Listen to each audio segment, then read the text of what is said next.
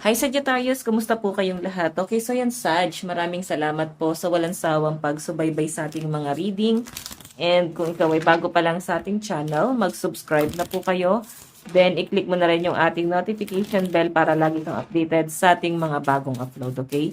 So, Sag, sa mga interested sa private reading, nasa description box below lang po yung link ng Facebook ko.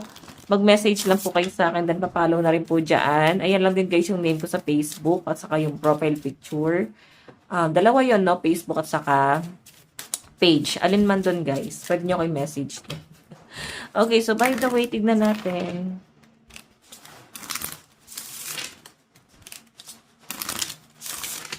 Ano ba yung possible na kaganapan kay Sagittarius ngayong buwan ng August 2026? Okay, Sagittarius, Sun, Moon, Rising, and Venus sign. Sagittarius, Sun, Moon, Rising, and Venus sign. Sag. Meron tayong housewarming. So, ayan, baka may mga Sagittarius na lumipat ng bahay, nag-relocate, pwedeng nagbagong buhay, o iba sa inyo guys, baka bumibili kayo ng mga bagong gamit, pwedeng nagde-declutter kayo, tinatapon nyo na ba, or pwedeng sinusunog nyo na yung mga lumang gamit, pwede guys dinodonate, binibenta, yung mga pre-love. So, ayan, pwedeng papalitan nyo na siya guys ng mga bago, no? Sa malinaw na pinapakita sa akin dito, Sag. So, tignan pa natin, yung iba sa inyo guys, baka nagpagawa kayo ng bahay, nagpa-renovate ba kayo ng kwarto. So, parang nag-ano lang kayo guys, nagkakaroon kayo ng bagong buhay dito. So, by the way, tignan pa natin, Sag. Sagittarius, Sun, Moon, Rising, and Venus sign. Sagittarius, Sun, Moon, Rising, and Venus sign. Okay, so guys, meron tayong the world. Wow. Iba sa inyo guys, pwedeng ito ay pangarap nyo lang talaga dati. Okay, then yung iba sa inyo guys, pwedeng nakakapag-around the world na kayo, nakakapag-travel na kayo. Yung iba sa inyo guys, pwedeng iniisip nyo to, no? Pwedeng hindi pa nangyayari itong paglilipat bahay or kung ano man to, pwedeng pangarap mo pa lang siya. So, para makuha mo yung bagay na yan, kailangan mo nang bumangon dyan. Kailangan meron ka nang ginagawang action. Kailangan humahakbang ka na dito. Okay? So, walang mangyayari kung nakahiga ka pa lang dyan. Okay? Parang kailangan nyo guys ng konting sipag or at least meron kang kailangan baguhin. Piling ko iba sa inyo guys, nawalan kayo ng gana. Parang nagkaroon ng ano parang tinamlay kayo, tinamad. Hindi nyo alam kung paano or saan kayo magsisimula, no? Tignan pa natin. Sagittarius, Sun, Moon, Rising, and Venus sign. Meron tayong reconcile. Oh.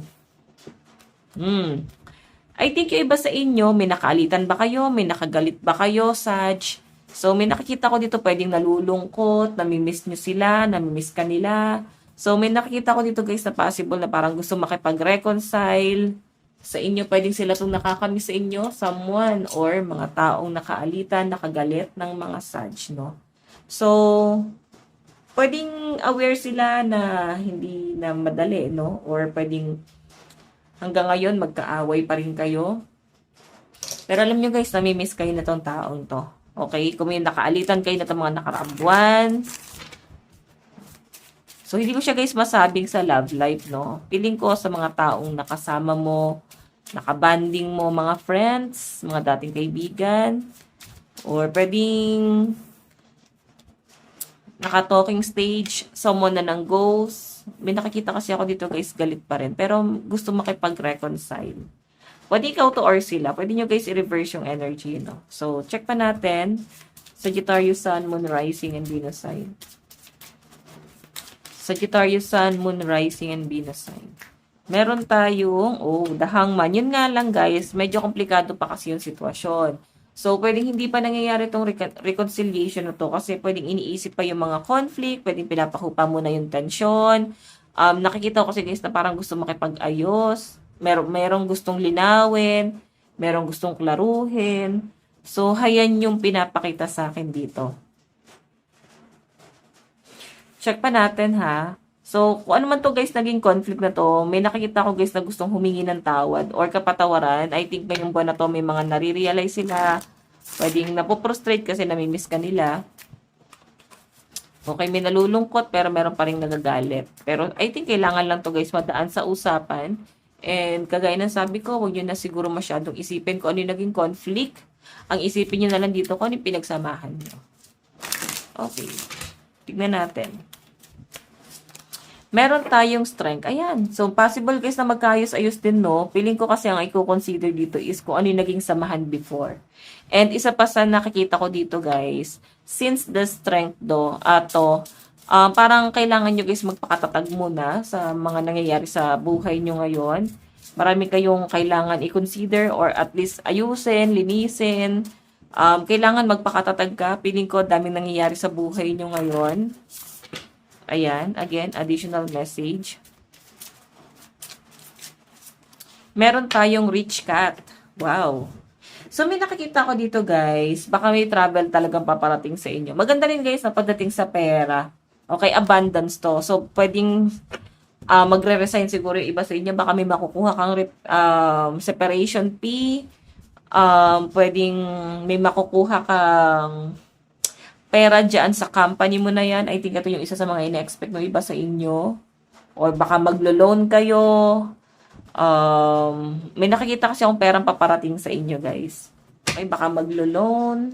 Or pwedeng pera sa trabaho may increase. So, maganda to, guys, eh. Maganda yung nakikita ko pagdating sa financial mo. Okay, so again, pagdating sa love life. Okay, sa pera muna. Sa kaperahan ni Sagittarius. Kaperahan po ni Sag. Ayun yung lumabas. 4 of Cups. So, regret to guys si 4 of Cups, no? I think nagkakaroon kayo guys ng pag-isip. Okay, so, yung iba nyo guys, meron kayong kailangan pag-isipan munang mabuti. Kumbaga, doblehin nyo yung pag-iisip dyan sa bagay na yan. Kailangan pag-isipang mabuti, i-analyze ng mabuti, bago nyo guys i-grab yung opportunity na yan. Bago to guys maging pagsisisi, no? Kailangan may mga bagay kayong i-consider, no? So again, meron tayong Ace of Swords, guys, is something realization. Or pwedeng nakikita ko, guys, ito realization, nag-hold back. So I think iba sa inyo, guys, may pag-hold back kayo kasi meron kayong mga nare-realize, something na regret. May nangyari pagdating sa pera. Ayan yung parang mga nagiging issue ng mga Sagittarius dito. So by the way, additional message. Tignan pa natin. Okay, ito yung nag-flip. So, may nakikita ko guys, may mga pinaprioritize ang mga Sagittarius dito. Okay? Pinaprioritize mo siguro yung family mo or pwede ibang bagay. Nasa hermit mode yung iba sa inyo pagdating sa pera. Marami kang iniisip, marami kang naaalala, marami kang something kino-consider dito. The hermit nasa hermit mode ka pagdating sa pera. So, again, pagdating sa love life naman ni Sagittarius, Sagittarius, Sun, Moon, Rising, and Venus sign. Meron tayong Queen of Swords, realization. So, I think iba sa inyo guys, kung may makikipag-reconcile man sa inyo someone from the past, so I think guys, may na-realize itong taong to eh. So, pwedeng naka-move on na. Pwedeng okay na siya. Pwedeng hindi na siya ready mag-commit sa inyo. Or pwedeng dalawang bagay lang yan.